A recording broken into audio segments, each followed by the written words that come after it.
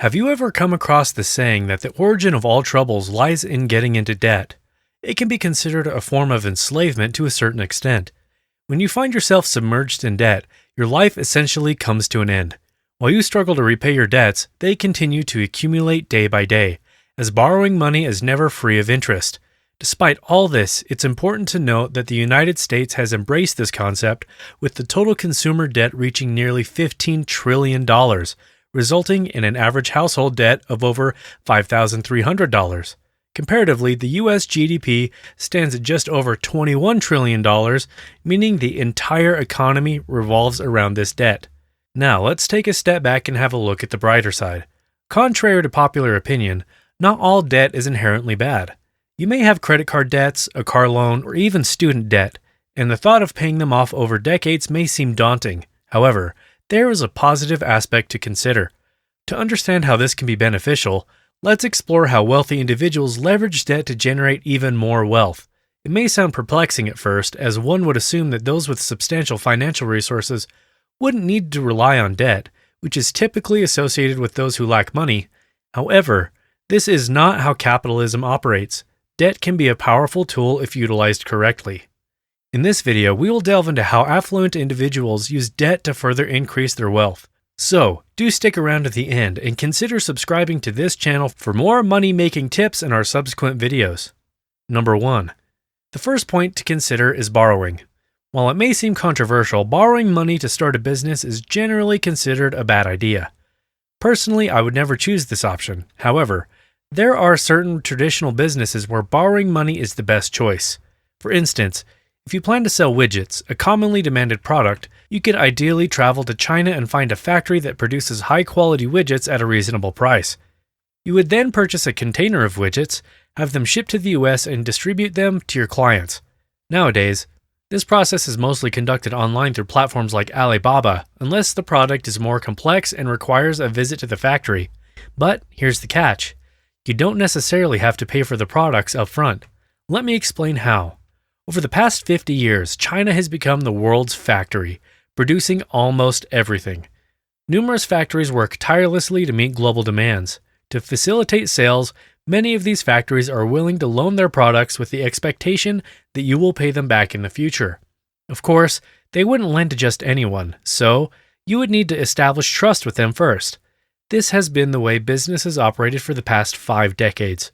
Once you sell the product in the US or anywhere else in the world, you would then repay the factory and borrow more products. Essentially, you are telling the factory that you know how to sell their product, so you can help them in return. If you can sell it above a certain price, that becomes your profit. The beauty of this strategy lies in the fact that you are not using your own money in this transaction. That's why mastering the skill of selling is incredibly valuable. Number 2.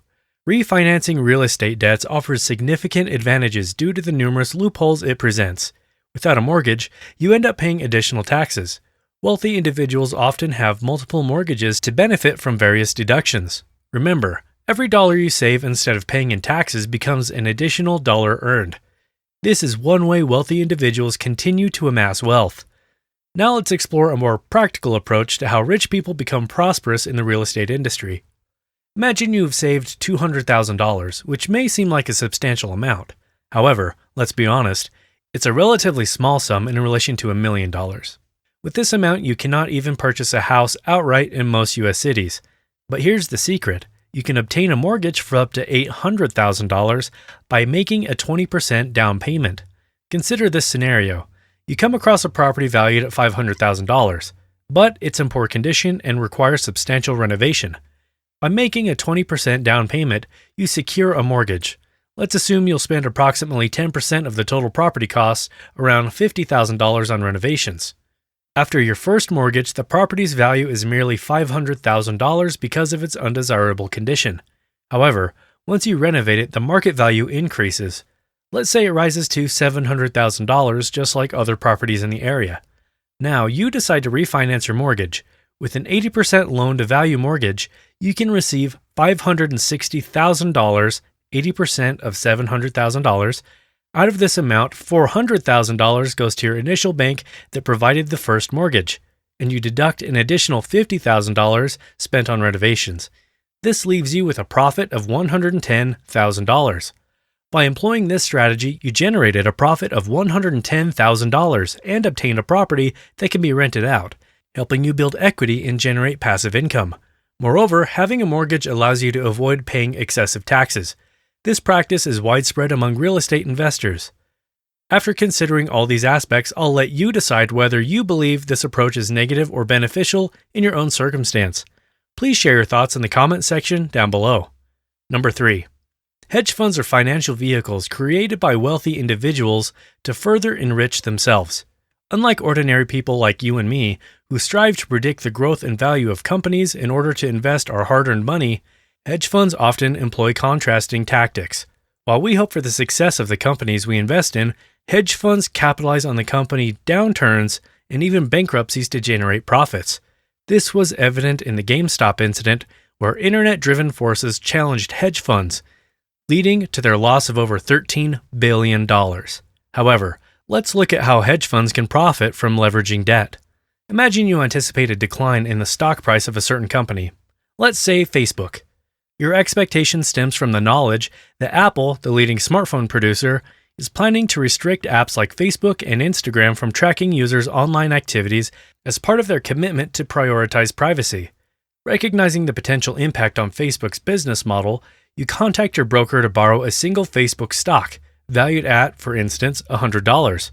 Without delay, you sell this borrowed stock on the open market for $100, giving you $100 in cash. However, you still owe your broker one Facebook stock. Assuming your prediction proves correct and the price of Facebook stock indeed drops to $70 the following week, you utilize your $100 to repurchase one Facebook stock at the reduced price.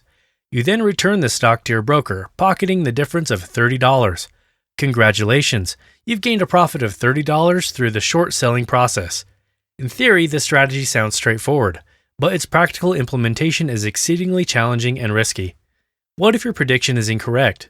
What if the stock price doubles overnight? In such cases, you still need to return that single Facebook stock to your broker while also paying interest for borrowing it. Now, you're compelled to repurchase the stock at $200 in order to fulfill your obligation. When you buy a stock and sell it at a profit, the maximum potential loss is the amount you initially invested. However, short selling works differently. As the stock price continues to rise, your potential losses are theoretically limitless, since there is no upper boundary to how high the stock price can go. However, with the advantage of having a team of 100 analysts at your disposal, you can amass significant wealth by employing this strategy. Number 4. Forex is a market where currencies are traded, enabling international trade. For instance, if you want to use US dollars in China, you would need to buy Chinese yen to pay your employees there. This market allows anyone or any company to purchase foreign currencies. These currencies fluctuate based on various factors. For instance, if the Federal Reserve raises interest rates, it limits the supply of the US dollar in the market, making it stronger compared to other currencies, or vice versa. By accurately predicting currency movements, you can profit significantly in this market. What sets Forex apart from other markets is the ability to leverage your trades. For every dollar you trade in Forex, you can borrow an additional $100, meaning that with $1,000, you can hold a position worth $100,000.